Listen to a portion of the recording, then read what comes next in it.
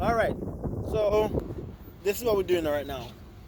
We're doing um a crank no start on a 2004 Honda Civic, and we reset the time in a couple times, maybe 12, 13 times, and we just can't seem to get the car started.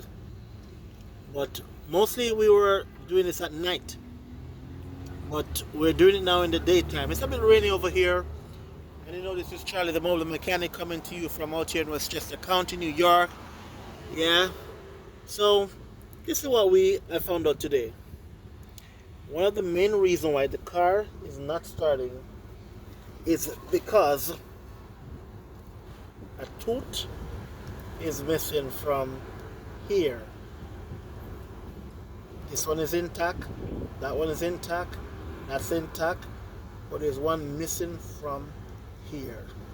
So once one is missing from here, the crank sensor, which is over here, cannot read that one. As you see, the gap between the crank sensor and the gear pulley is that close. So if this one is broken off, there is no pulse going out to the cam sensor from there, because that piece is broken off. Alright? Okay guys, have a good day.